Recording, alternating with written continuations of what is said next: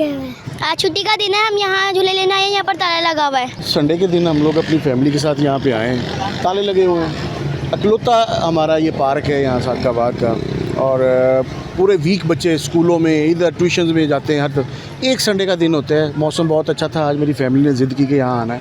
यहाँ कुछ भी नहीं है, इंतज़ामिया सोई पड़ी है, ताले लगे हुए हैं, संडे मना रही है, छुट्टी मना रहे हैं, सोए हुए हैं। यहाँ ना पानी पीने का है, ना कोई कैंटीन है, ना कोई सहूलत है। यहाँ पे करोड़ों रुपया लगा है सादकाबाद का यहाँ पे।